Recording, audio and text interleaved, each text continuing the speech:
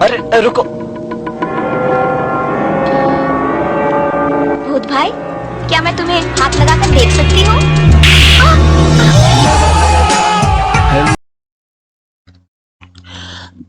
तो दोस्तों आज हम लोग जिस टॉपिक पर बात करने वाले हैं वो है भूत प्रेत चुड़ैल और डायन के बारे में। तो मुझे लगता है इसके बारे में जानने के लिए सब बहुत लोग उत्सुक रहते हैं। तो आइए समझने की कोशिश करते हैं कि आखिर ये क्या है। और दोस्तों सबसे पहला जो सवाल मैंने यहाँ पे उठाया है कि कैसे बनता है कोई चुड़ैल या प्रेत या फिर डायन, कोई कैसे बनता है। तो जैसा कि दोस्तों आपको पता ही है कि आत्मा जो है कि ऐसी जीवन शक्ति है जो शरीर को जिंदा रखती है। जब शरीर से आत्मा या जीवन शक्ति निकलती है तो शरीर मर जाता है और पंच तत्वों में विलीन होकर परमात्मा के चरणों में समा जाता है। तो दोस्तों हमें तो पता ही है कि हमारा जो शरीर है उसमें एक आत्मा है, ठीक है। वो जब निकल जाती है बाहर तो हम लोग की मृत्यु हो जाती है। और जिन्होंने अच्छे कर्म किए होते हैं, ठीक है दोस्तों, जिन्होंने अच्छे कर्म किए होते हैं वो तो परमात्मा के चरणों में समा जाते हैं और उनका जो शरीर बच जाता है वो पंच तत्वों में विलीन हो जाता है। लेकिन उन लोगों के साथ क्या होता है जिन्होंने जीते जी अच्छे कर्म नहीं किए हैं। तो दोस्तों आइए देखते हैं जिन्होंने जीते जी अच्छे कर्म नहीं किए हैं तो वो उन लोगों का क्या होता है। तो दोस्तों हिंदू धर्म में इसका विभाजन किया गया है। तो जो इसमें होते हैं भूत प्रेत पिशाच कुष्मांडा ब्रह्म राक्षस बेताल और क्षेत्रपाल। तो ये जो होते हैं, तो ये भूत प्रेत पिशाच कुष्मांडा ये क्या होते हैं, ये दोस्तों ये पुरुष यानी कि कोई मेल है जो कोई मर जाता है तो इनमें से कोई वो बनता है, ठीक है। और सबसे निचले स्तर का क्या होता है, भूत होता है। निचले स्तर का मतलब कि कोई भी मरता है तो वो सबसे पहले क्या बनता है, वो भूत ही बनता है। यानी जिसने थोड़ा बहुत कम गलत कार्य किए रहते हैं वो भूत बनता है। और जैसे जैसे ये उनके गलत कार्यों की जो संख्या रहती है वो ज़्यादा रहती है तो इस हिसाब से ब्रह्म राक्षस बेताल और क्षेत्रपाल भी वो बनते हैं। अब दोस्तों आते हैं कि जब कोई स्त्री मरती है तब उनको कैसे जाना जाता है, उनको भी अलग अलग नामों से जाना जाता है दोस्तों। जैसे कि अगर कोई प्रसूता यानी प्रेगनेंसी में कोई अगर कोई औरत मर जाती है, या फिर कोई नव युवती मर जाती है यानी कि नौजवान औरत कोई लड़की कोई स्त्री अगर मरती है तो वो चुड़ैल बन जाती है, ठीक है।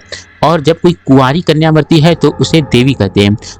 और जो स्त्री बुरे कर्मों वाली होती है उसे डायन कहते हैं। यानी जो स्त्री जिन्होंने बुरे कर्म किए होते हैं और वो मर जाती है तो वो बनती है डायन। और इन सभी की उत्पत्ति अपने पापों व्यभिचारों से और अकाल मृत्यु से और सबसे जरूरी श्राद्ध न होने से होती है। यानी कि अगर किसी कोई स्त्री है या कोई पुरुष भी है अगर वो मर गया और उसका श्राद्ध नहीं किया गया है तो उसका भूत या प्रेत या ये चुड़ैल बनना बहुत हद तक पॉसिबल है।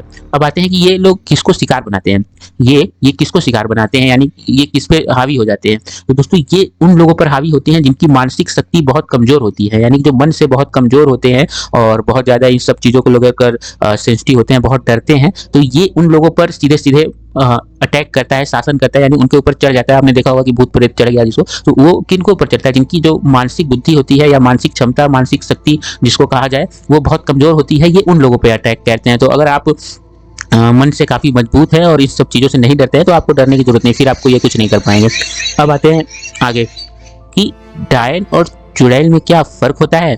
तो दोस्तों डायन और चुड़ैल में क्या फर्क होता है आइए समझते हैं।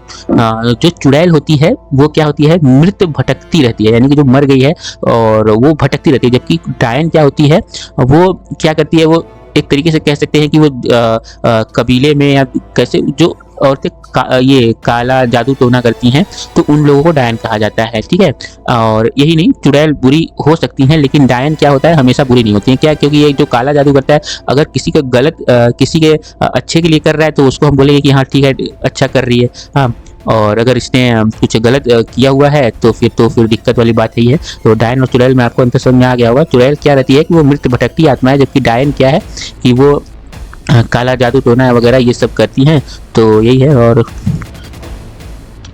दोस्तों सबसे ज़्यादा इंटरनेट पे जो प्रश्न पूछा गया था कि चुड़ैल के पैर कैसे होते हैं। दोस्तों चुड़ैल के जो पैर होते हैं लोगों को आपने भी सुना होगा कि उनके पैर मुड़े हुए होते हैं यानी पीछे की तरफ होते हैं, तो ऐसा नहीं होता। इंटरनेट पे जब मैंने सर्च किया था तो मुझे मिला कि उनका जो पैर होता है वो उल्टा नहीं होता बल्कि उनका सर ही क्या होता है, वो उल्टा होता है। यानी सर मुड़ जाता है पीछे की तरफ तो पैर आगे की तरफ चला जाता है। यानी पंजा जो होता है वो आगे की तरफ होता है, पैर पीछे, ये आपका जो सर होता है वो पीछे की तरफ मुड़ जाता है। तो यानी उनके पैर उल्टे नहीं होते हैं बल्कि उनका सर उल्टा होता है। तो ये भी प्रश्न था। और दोस्तों जितना तो यही दोस्तों ये सब है। और मैं तो यही कहूँगा कि इन सब चीज़ों पे नहीं पढ़ना चाहिए। और अपना ख्याल रखें। धन्यवाद।